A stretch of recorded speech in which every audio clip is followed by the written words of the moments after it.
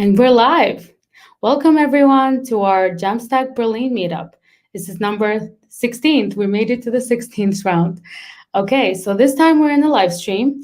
Feel free to chat and engage with us and everyone in the chat section. Let me share my screen.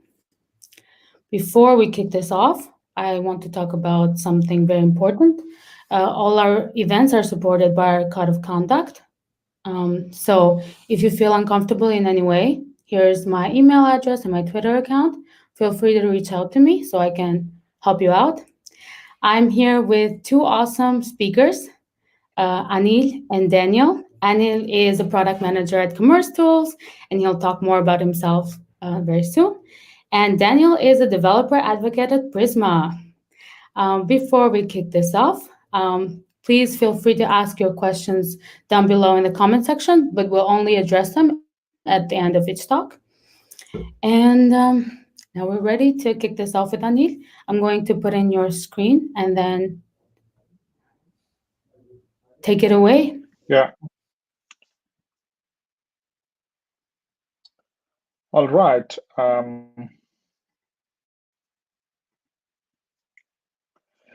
Yeah, welcome everybody. And I'm really excited to talk about the Headless and JAMstack commerce today. And good evening, everyone.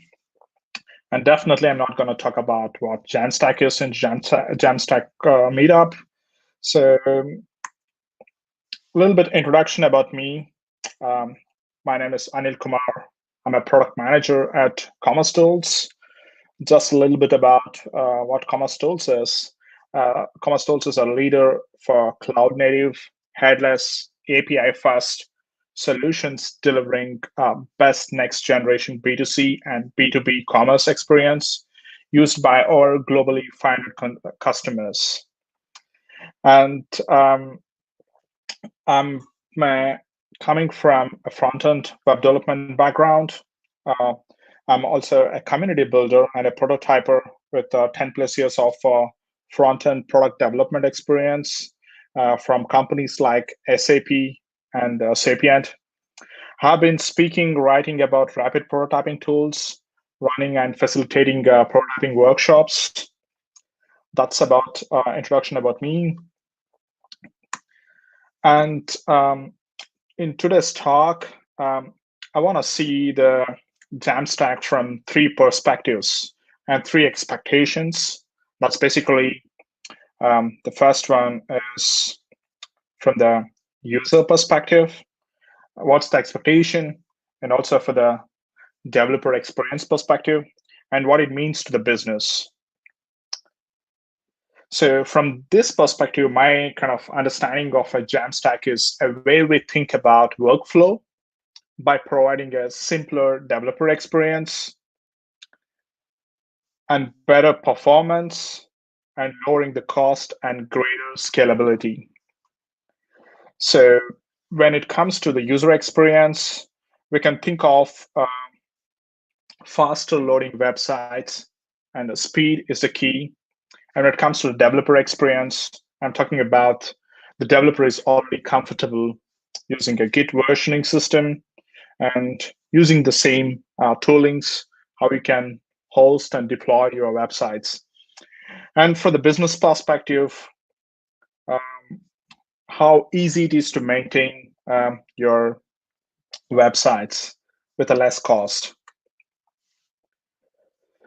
And if you are familiar with Agile Manifesto, I was thinking about instead of just looking into the JAMstack, yes, we know that the JAMstack is stands for JavaScript, API, and markup. I want to give you a thinking about what JAMstack is. JAMstack is something which favors to think about pre-built markup or dynamic content. When it comes to building your website, can you think of more what are the static content in your website? Try to make those static content using a pre-built markup. I'm going to explain why it makes sense. And also, can you also the second part of it is like favoring a CDN or self-hosting. You don't want to host your website. You can instead leverage use of the CDN edge network. And the third part is don't reinvent the wheel. Use the best solutions in the market. I'm going to talk more details later when I touch those topic. Let's start looking from the user experience point of view. What's the expectations? This is my recent shopping experience. I made a purchase of this standing flexible desk from harmony.design. And can you think of what's your recent purchase experience in this COVID time, apart from your regular shopping from Amazon or eBay or regular store? So my experience was I started on the Twitter. I follow Alex Osterwalder. He's a creator of Business Model Canvas. And I looked into one of the tweet, and I clicked on the YouTube video, which talks about some jobs to be done framework. And that's where they explain about this product, the flexible design, Harmony starting desk. I couldn't find the URL in the description on the YouTube. Then what I did was I took these words and I made a search on the Google, and you see that it's for the SEO, which is in the top result. Then, of course, it navigated to its website, and I spent some time looking through this product. Is this product, does it have any reviews? Do they ship it to Germany? What's the cost? I kind of spent some time on researching about, is the product worth purchasing? And also, I did it's strongly coming from the follower I believe in. So I kind of also had a kind of purchase mindset. The reason, if you look at this journey, I can summarize it in like the 4 steps. A Twitter post, and navigate it to YouTube, and then searching in a Google search, and navigating to a website where I do some research on it. And why I'm talking about it's really important is, let's take a look. The page load time, right? The page load time, as it increases, the bounce rate increases. If you're wondering what's the bounce rate is, it represents the percentage of visitors who enter the site and then leave the bounce, rather than continuing to view other pages within the same site. So as a page takes longer to load, I think your target audience or your users gonna abandon, they're gonna skip your website. So that's why I think from the user experience point of view, I think loading your website faster is really crucial for you. And that's why it really, really makes to have a pre-built markup and serving your website content through CDN to make it faster loading experience to the user. And this is also interesting study. Like 53% of shoppers say that they always do research before they buy to ensure that they're making the best possible choice, right? And JAMstack site favors pre-rendering of those over the server-side rendering content, and structuring content to meet your SEO goals is in fact, you can also extend it, having a sitemap for the content you're using some kind of a plugins, if it's, for example, if you're using Gatsby plugins, so that you can also influence to get your SEO ranking to the top. That's where you could also able to get your content accessible to the people who are trying to visit this. That's what I try to do it, right? When I wanted to purchase my flexible desk, I did a Google search, and it was one of the top results that really helped me to navigate into the website. And that way, I want to say that JAMstack sites, kind of they're SEO friendly, and you can really make them SEO rank higher by having these sitemaps for your content. And moving on to the developer experience, what's the developer experience looks like? To understand what's the developer experience, so let's take a look at the MDN content. They recently are planning in the process of moving into GitHub completely. And if you're not familiar with the MDN content, MDN or the web docs sites provide information about open web technologies, including HTML, CSS, and APIs for both websites and progressive web apps. And Chris Mills from Mozilla says that in one of his blog, we are updating the platform to move from wiki approach with the content in MySQL database to a JAMstack approach with content being hosted in a Git repository. And this has a lot of benefits to a developer because developer is already familiar with the Git workflow, and also it opens the opportunity for other contributors. Not just you only have to contribute, and which makes other developers also able to do the pull request and open the issues, makes the whole developer experience better. And at our Commerce Tools, we also have a docs.commercetools.com, which is also a JAMstack site, which is built basically from our using Gatsby. And all of our content is most of our content is not going to change every day, right? So that way, our content is delivered faster to our developers who are trying to build the commerce applications using our Commerce Tools API. And one more example is we have a UI kit library from Commerce Tools, which is based on it's basically a storybook. And in our developer development workflow, we are using Vercel to deploy preview. Any pull request creates a deploy preview from Vercel. That way, all of our UX designers or a docs team, they can take a look into this new UI component. They can give a feedback to the developer. That way, we are also, with the developer experience, with the developer workflow, we're able to make our UX designers' life better because they don't have to check out, because you're going to get those deploy preview URL, and which makes your life better for non-technical people. And other technical priorities, apart from what I described, is security, performance, and availability and scalability. So let's take a look into these parts. Does the JAMstack really help? Yes, for example, let's take an example of security, right?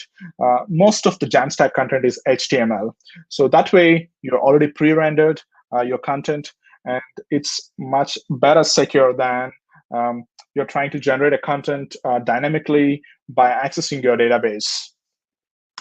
And in terms of performance, those are like O.org, and was a recent in the US election. They built a Gatsby site. The idea was to deliver right information and right content faster. So in terms of delivering content faster to the end user, and we also talked about the user experience, and I think the performance is really key. And that's what I was talking about previously, the bounce rate, right?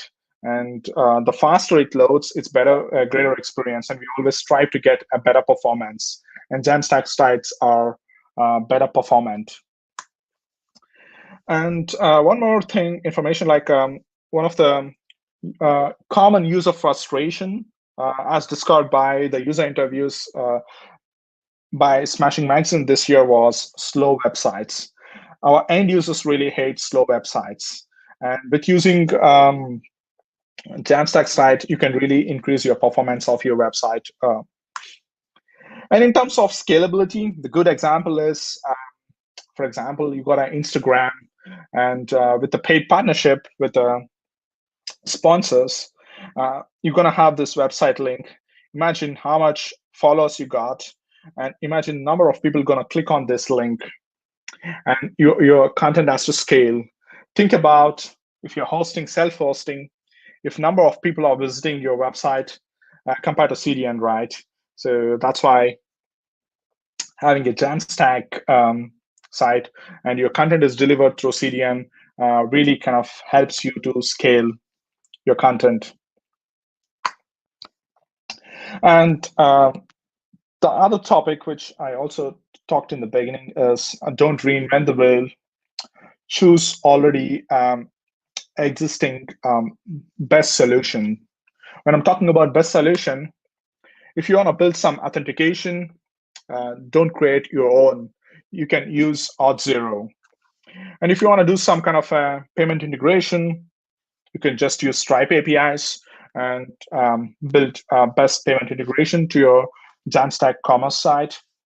And if you want to maintain CMS content, you can leverage Headless CMS APIs. For example, you could use Contentful. And if you want to build commerce application and you can using a JAMstack, you could also use the Headless Commerce API from Commerce Tools. So instead of you reinventing and doing everything, you can already consume these best in the market solutions. And just to give, if you're really not familiar with Headless, I think this is the best introduction you can get. And it also makes sense why Headless really makes sense is in this traditional way of doing the managing content, we only had in the beginning of 2000, only websites were focused on it, and most of the browsers were not that powerful at that time, and at that time it made sense to have content generated on the server side and delivered. But whereas now we got more digital platforms, and now Headless CMS makes more sense, where we deliver API and that can be consumed on different platforms. And also the content infrastructure, where it really more focused on the editors, where they can really handle assets, handle different types of content model, which requires to the business case to business case. And also in terms of headless commerce, if you want to build some commerce application, not just website, by having the headless and JAMstack approach, you're not just restricted to only for websites. By using these APIs, you can just move away from website. You can also think of building applications for voice. You can think of building interfaces for car. You can think of building interfaces for wearables, or you don't know what comes next. Some AR, augmented reality, some glasses, something like that. And also something with social media as well. For example, I'm gonna show you some of the Instagram shop example, where you can also integrate with the Instagram. So yeah, here you can see here, if you have noticed, Instagram now has a dedicated menu item, which is for shop. And this is how the shop looks like. You got so many followers, and you can view the shop, and you can see different shopping items, and you can check the product detail page. And if you really like, you can navigate to website. By having this API, now you can also have one more touch point where your customer or your consumer can really access your content, and not just restricted to websites. That's the advantage of having this API first approach. And in order to start thinking from the JAMstack and headless approach, think about this, a product detail page. If you look at this product detail page, can you guess which parts are dynamic and which parts are kind of static, right? And which parts are like going to change frequently and which parts are not going to change frequently. For example, the name and the description are not going to change that frequently. And maybe the pricing could change, maybe because of the Black Friday or some Easter deals or something like that. That could potentially change depending on the season. And identifying those which parts of your content going to change, you can decide, hey, I want to make this pre-render content, and I want to render something which is dynamic on demand. So for example, let's say this image is not going to change that frequently, and You can use some frameworks, and you can pre-build your content and create your static page and try to get these pricing information, maybe from commerce tools using GraphQL, just to get this price information for this particular product. And the third part, the third expectation from a business owner perspective, does the JAMstack make sense? I think yes. I'm going to talk about why it makes sense. I think it's easy to maintain, and which costs less effort or less money, and speed to market. And when I'm talking about less cost, the reason I'm talking about the less cost is image optimization. Like, you could optimize your image. Let's say you're using a Gatsby, and you can get the content from Contentful, and you can already pre-build your static content page, and you don't have to query that API every time when your end user going to access them. So they're going to access this HTML and static content serving from CDN. And easy to maintain. Those are versatile. Let's think about after Black Friday and after the holidays, you want to switch back your previous version of your e-commerce site with, now it's just possible with one click. If you look at the deployments on Vercel, I can just say, hey, promote to production, and I can get instantly my previous version of the site gonna active again. So that's why I say, like, it's easy to maintain your website. You can actually, those snapshot, you can move back and forth very easily. And API fast really helps you to speed to market. And since you build your JAMstack content or JAMstack commerce with API, like I talked about before, you're not just restricted only for JAMstack content. Now you could also try all new different platforms or digital platforms you can think of. You can use your existing API and build your interface. And the last part which I want to talk about is when not to JAMstack. I think if you are mainly having a dynamic content, what the dynamic content is, let's say, like if you're having Facebook feeds, Twitter feeds, or news websites, I think those are the dynamic contents coming every time. Or when you have a huge content, when you have a lot of content, which can take building the JAMstack site for a huge content could take time. It is a quick graph. You can take a look. You see here the number of Markdown files increases, the build time grows. Of course, there are multiple alternatives you can try to avoid this. One approach is thinking in a micro front-end architecture. Just an example, think about AWS, right? The AWS offers lots of services, and each has a separate service. And at Commerce Tools, we also have a set of separate services. And we think each of those services as a micro frontend and end-to-end. So we could have potentially a different build for each of these micro frontend, and that way we could reduce the build time. And we can also reduce number of files required. And we also have at Merchant Center, that's what I was talking about. Like, we got products, we got discounts, and we got also some cards, and we got customers, and all these things we treat them as a micro frontend, and each is a separate application, and each will be deployed, and number of files required to build is lesser compared to building whole application. And we also encourage our customers to build custom application on top of Merchant Center frontend we offer.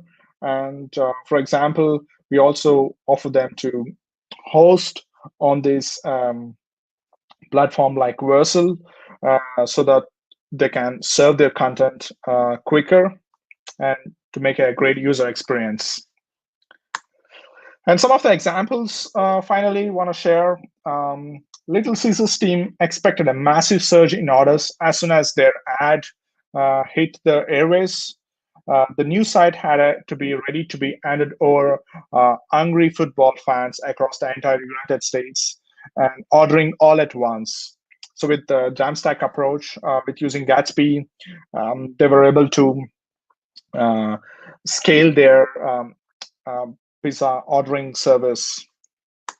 And similarly, one of our commerce tools, a customer, Daniel Wellington, they're also running their e-commerce using JAMstack approach.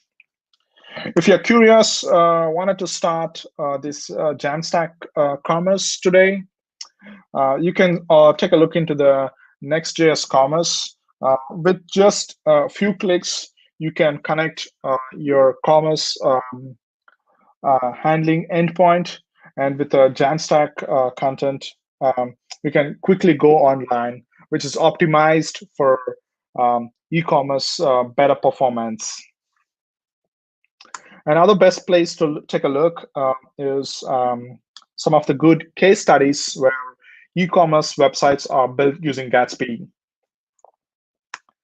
And finally, if you're curious about commerce tools, want to give a play around with the Commerce Tools API, we got a 60 days free trial. You can play around with our Commerce Tools API, and we got a great document to play around and hook into your front-end storefront, or maybe with your JAMstack website, consume this Commerce API for your checkout or handling or displaying your product pricing. Yeah, with that, I would like to say thank you. I'm open up for questions now. Thank you, Anil. Now it's time for Q&A. I want to thank you, Anil, for everyone and myself for joining all the way from India. And I know it's pretty late there right now, but thank you so much for making it. It's time for Q&As. Leave your questions in the chat and we'll plug them in if you have any questions. Let's wait a couple minutes. But if you don't have any questions right now and you have some later, I am sharing here, you can always reach out to Anil, and I'm sharing here his Twitter and LinkedIn account in the chat section. And I'm sure you'll be happy to answer them.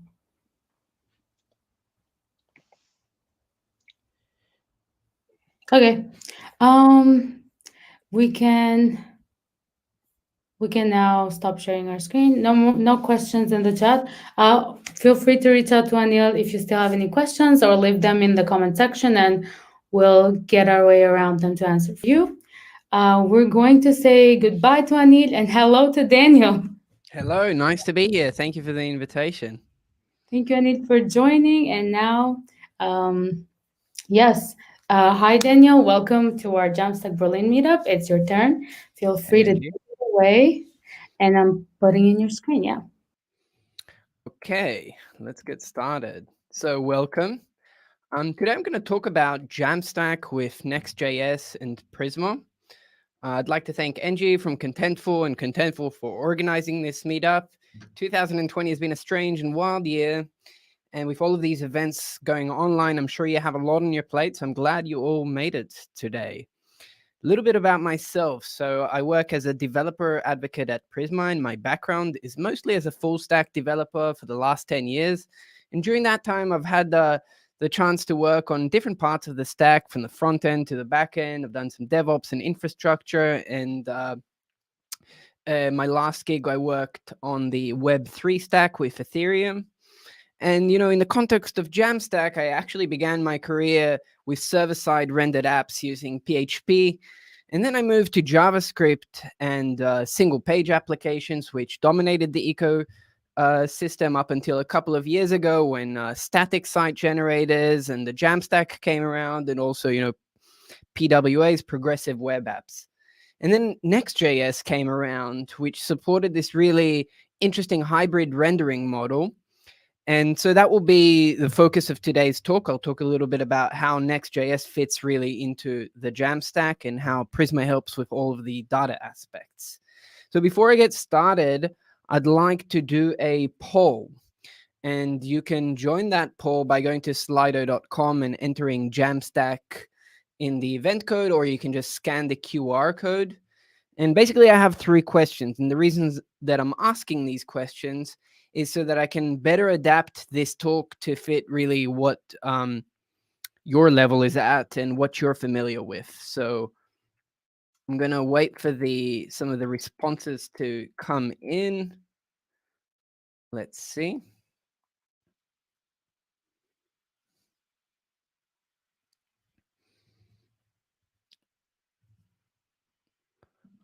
Okay, so far nothing.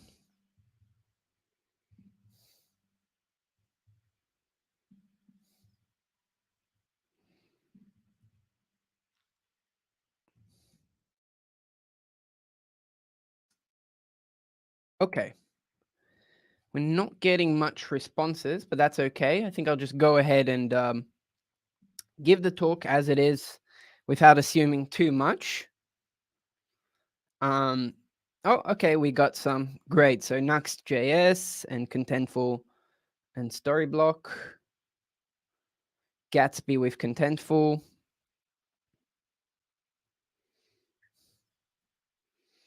All right, let's, Redwood.js, that's fantastic. In case you're not familiar, Redwood.js is a great JAMstack framework that also uses Prisma and was built by Tom Preston Werner, the founder of GitHub. Next.js and Prisma. Okay, so I see we have like a nice selection of different frameworks here. I guess this question becomes a little bit redundant. Some of you have used Next.js before, but still would be interesting. All right. And then finally, okay, so about half of you have not used Next.js before. And then finally, let's look. How many of you have used Prisma before? I will introduce Prisma in the talk, but in case you're not familiar, Prisma is the easiest way to access your database from Node.js, gives you type safety, and it makes you really productive.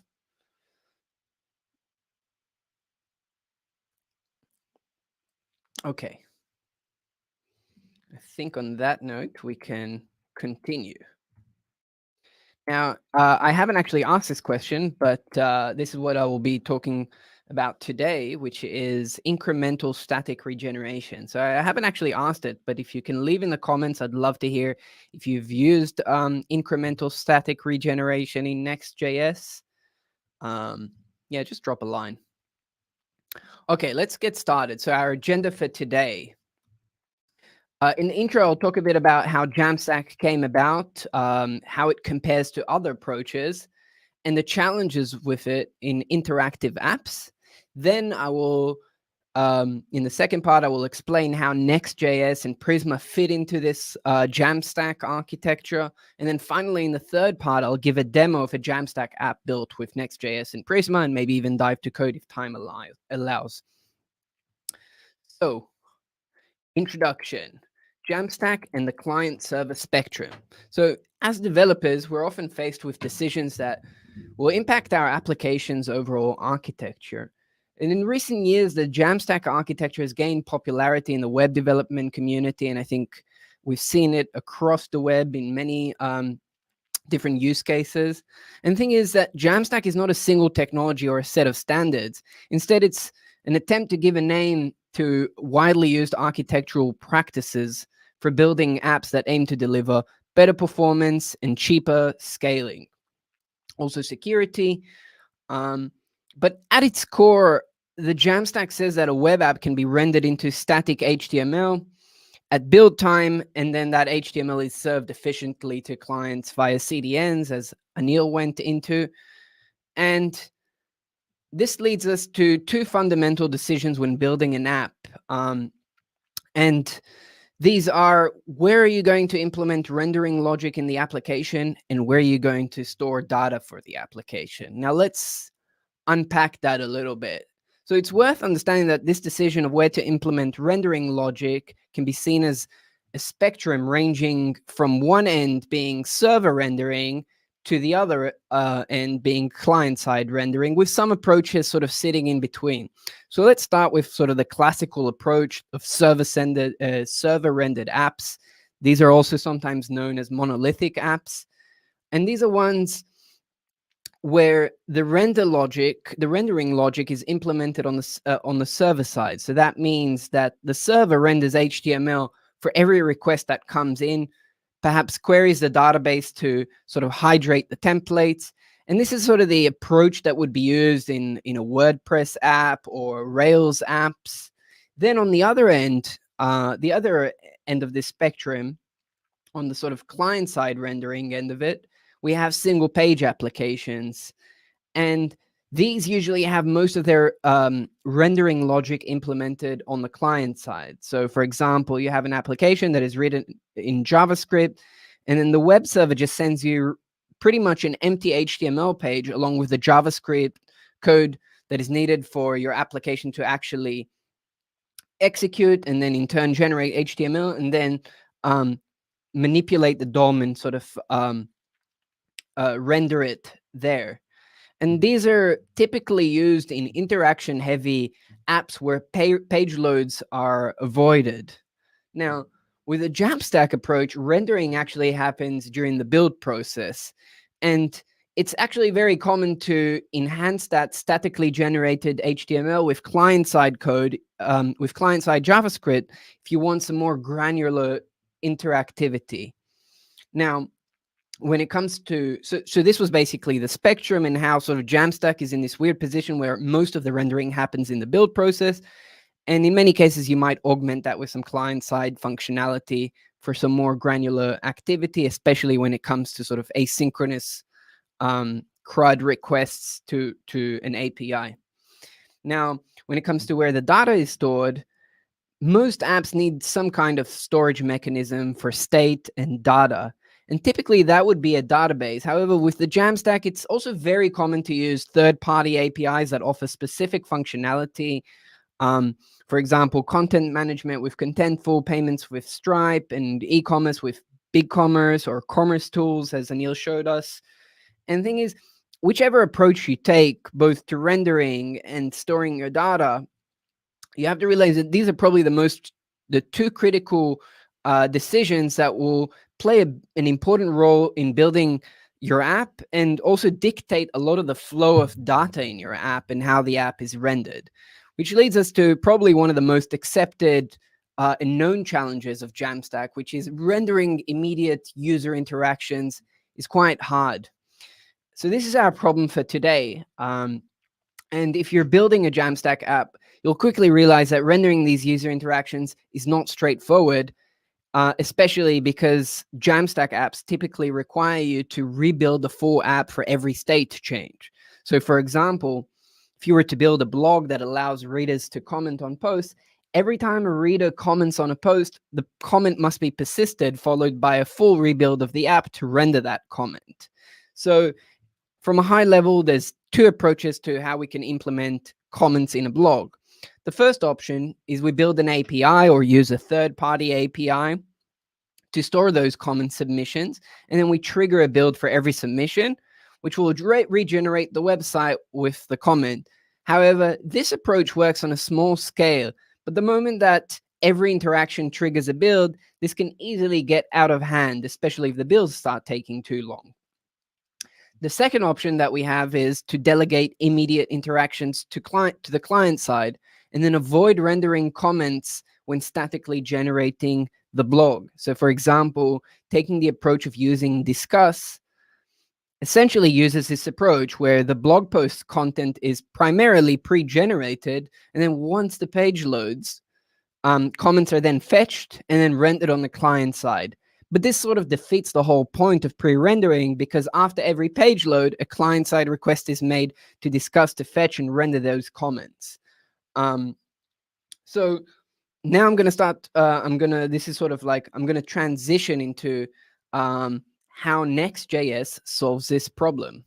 So let's talk about Next.js and Prisma and how that fits into the JAMstack. So Next.js supports both static generation and server-side rendering in a single app. Now, the beauty of this is that Next.js, so in case you're not familiar, Next.js is a React-based framework that supports both of these rendering approaches, and it is well suited for the JAMstack because it allows you to define how each page in your app is rendered. So this is because in Next.js, the main building block is a page, and a page is just a React component that is exported from your pages directory, and by default, every page is associated with a root based on its file name. So for example, if you have in your pages folder, in your source code, you have an about.js file that corresponds to the /about root. Now, Next.js solves the problem of these time-costly full rebuilds that JAMstack apps are prone to. And it does that, as we'll see, with this feature called static regeneration, incremental static regeneration. Now, there's one note here. I know that I've said Next.js supports static generations. However, it should be noted that while pages are statically generated in Next.js, if you choose that, Next.js will actually further optimize performance by using Prefetch, which is a technique where links on that are viewable in your viewport, it'll actually fetch the props that are necessary to render those, which means that if you click on some of those links, and we will see this in the demo, it'll become a lot more clear. No request actually has to be made to the CDN because it's already loaded in the browser, and then basically page changes, root changes are instantaneous. Now, talked a lot about Next.js. Let's talk about Prisma. So Prisma is an ORM for Node.js and TypeScript that makes working with databases easy. And what we have here on the left side, we have what a query looks like. This is just JavaScript, plain old JavaScript, and a call made using Prisma to fetch a user and its comments, and its associated posts and associated comments with that each one of those posts. Now, Prisma is actually a database toolkit which consists of these three tools. Prisma Client, which is what we saw in the previous slide, used for querying data and interacting with the database. It's basically an ORM. Then we have Prisma Migrate, which is used for database migrations. And finally, Prisma Studio, which is an intuitive way to sort of visually interact with your database. It's basically a UI for your database that is intuitive and quite easy to use. So what are the core benefits of Prisma? Well, it's first higher productivity. The way that it does that, it's Prisma boosts productivity essentially by letting you query data in natural and familiar ways. And then second, increase confidence with type safety, auto completion, and a robust query API. So how do the two fit in together? Well, Next.js and Prisma are coupled together to form quite a powerful tool set for building dynamic JAMstack apps that are backed by a database. So the three ways that you can use Prisma in a Next.js project to fetch or persist data in a database is first static generation, and that is typically done using the get static props function that is exported by each one of your pages in the app. And the get static props function will get called during build time. This is very sort of clear. Then we have server-side rendering, and this is sort of the more classical approach that is common in monolithic apps, where the HTML is generated for each request. And that is usually defined in this get server-side props function. What typically happens when you deploy a Next.js app to Versal is that for each one of these pages that use server-side rendering, it'll actually deploy a Lambda function and it'll execute that every time a request comes in. And then finally, you can also define API routes from which you can expose a REST or a GraphQL API. And these are also deployed as serverless functions. So a common example is you can use these API routes to handle async form submissions from the client side. Now, the beauty is really that you can create these hybrid JAMstack apps using static generation for most pages and server-side rendering for others. And I should say that statically generated pages can also be augmented then with some client-side, additional client-side functionality. Now, I think the most exciting feature in Next.js right now, which was, I think, added in version 9.5, is that statically generated pages can be configured to be regenerated at runtime as requests come in. So I've prepared this diagram to demonstrate what that means. So incremental static regeneration, that's what we're talking about here. And this is a feature that can be enabled per page. So imagine that we have a post page, and the post page is followed, has its ID as a parameter here, and user one requests the page and he gets this version, which is stale. So assuming that when user one requests a page, the backend has already been updated, the sort of the state for this post has already been updated. Maybe I've updated the title, and a request comes in, the stale version is served to the user, and in the background, what Next.js does is it actually regenerates that page so that immediately when someone else requests that page, or even when user one reloads it, it'll already serve the new version of the page. So how do we enable this in a Next.js app? Essentially, we'll look at this when we get to the code, but all you need to do really is you need to set the number of seconds to wait from the moment a request comes for the regeneration to happen in the background. And the beauty of this incremental static regeneration is that it gives you the performance and scalability benefits of static generation by reducing database and backend load, while also allowing dynamic content, which again, immediate interactions, this was our big challenge. So if you're coming from server-side rendering using WordPress, PHP, Ruby on Rails, you can think of incremental static regeneration like server-side caching with something like Varnish. And the main difference with Next.js is that server caching rules, essentially with this incremental static regeneration, are controlled directly in the application code rather than in a completely separate caching component in your infrastructure. So I know we speak a lot about the beauty of performance in the context of JAMstack apps, but I think some of you even might be surprised to hear that one of the most popular websites on the web still uses server-side rendering, and that is Wikipedia. Now, how does Wikipedia do this with their kind of load? Well, they simply use Varnish, and most requests don't actually invoke a server-side process, but rather they're just served directly from Varnish, which is the cache layer. Now we get to the demo. So in this demo, I'm going to show a blog, which basically has two models. It's very simple. It has posts and comments.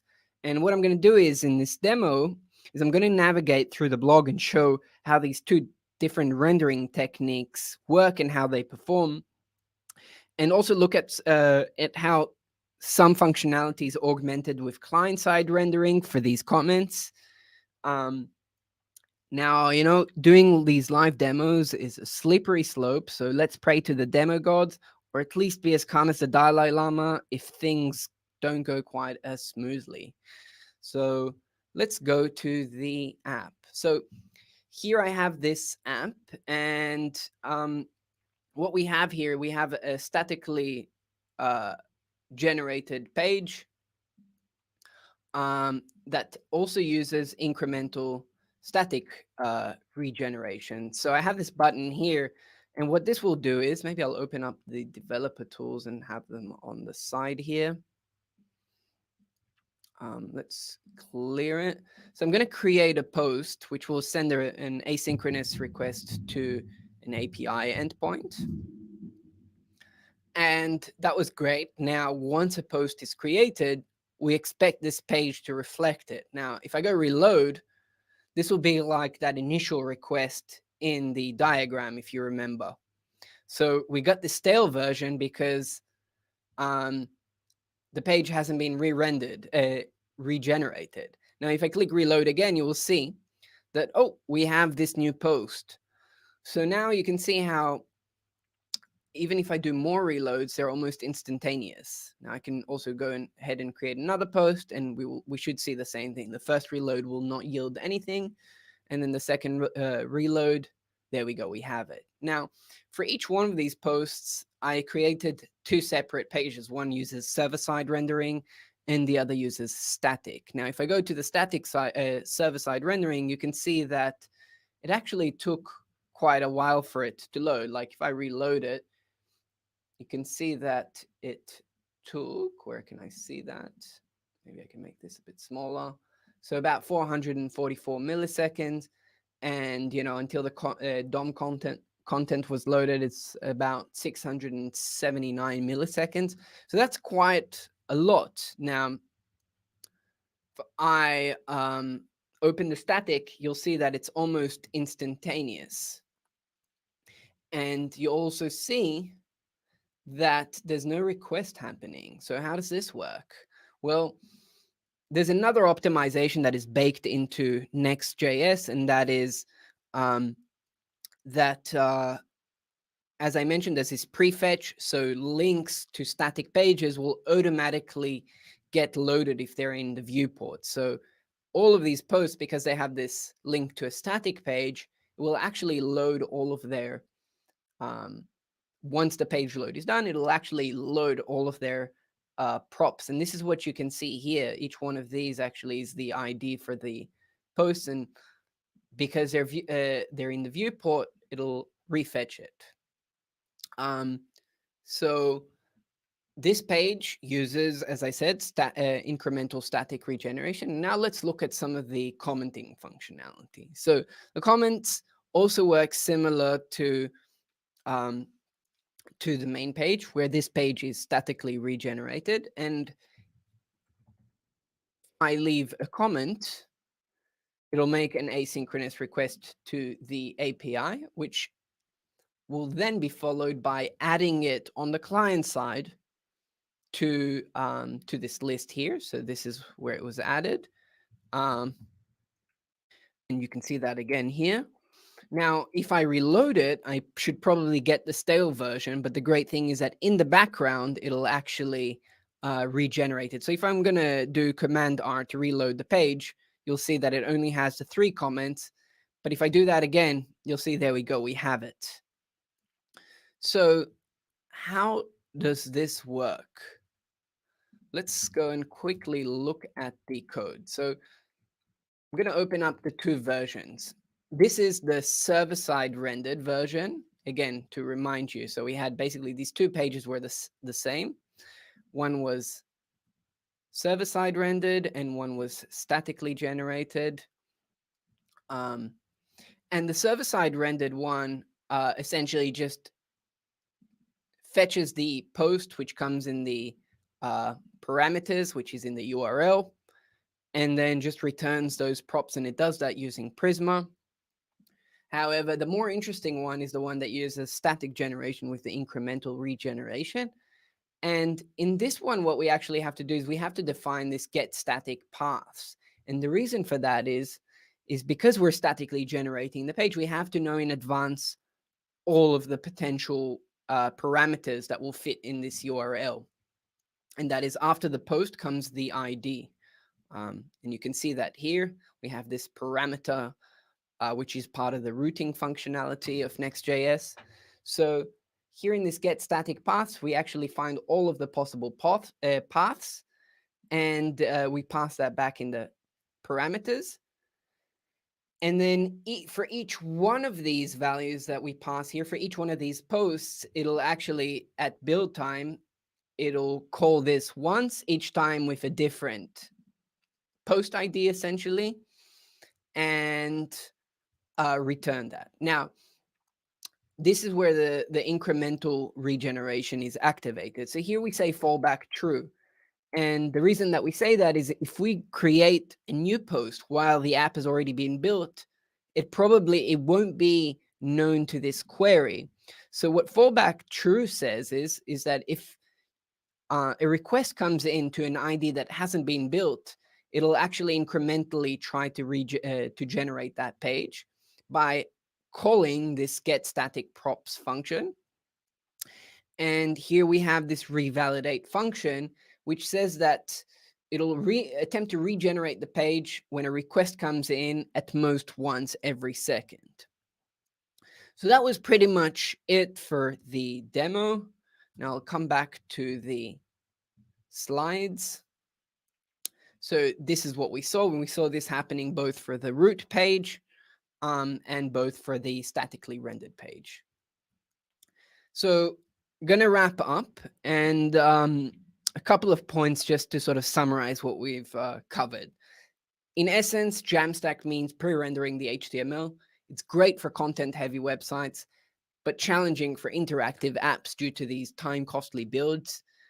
This can be addressed either by enhancing the statically generated content with some client-side rendering functionality, or using the solution of incremental static regeneration in Next.js. I should mention that this is currently only supported by Versal, and it's no surprise. Versal were the ones who created Next.js, and there is very tight integration between the two. And then finally, Prisma makes database access easy and integrates well with Next.js.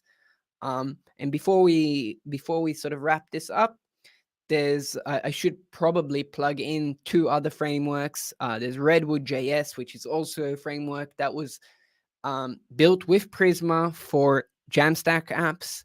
And there's also Blitz.js, which is a framework that was built also with Next.js and Prisma. But the main idea with Blitz.js is to remove a lot of the overhead of having to define this API layer. And what essentially it does is it gives you this abstraction, so you don't need to sort of define all of these API endpoints. So that's it for me. Thank you so much for listening. And if you have any questions, now's the time. Thank you so much, Daniel. That was really fun and actually engaging for everyone in the chat following us.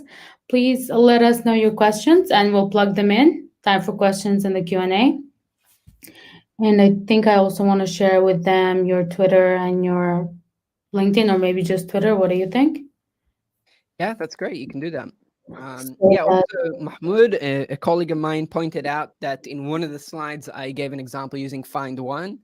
And in the latest version of Prisma, that has been now renamed to Find Unique. So thanks for that. Yes, thank you to everyone who was commenting and engaging in the chat. I will also leave Daniel's Twitter and LinkedIn account. So if you have any questions later, you can always reach out to him. And I think you'll be happy to answer them as well. Thank you, Daniel, again for making time for this November JAMstack Berlin round. Before we say goodbye and wrap this up, I'll actually pull our live stream schedule. Links are in the description box. Shameless self-promo. We'll have another live stream tomorrow with one of our developer evangelists, like every Tuesday. Shai and Ian, they will build a developer portal to store all the tutorials created by Ian. So check out our schedule down below. And with that, I'd like to thank everyone that followed our live stream today for the JAMstack Berlin meetup. Thank you to our speakers, Daniel and Anil. Thank you so much. And wish you all a lovely rest of the evening. Thanks for organizing this, Angie. This was great. Thank you for being part of it. You're awesome. And thanks to everyone in the chat. Have a great rest of the evening, everyone, and we'll see you maybe next year. We'll plan something. Bye-bye.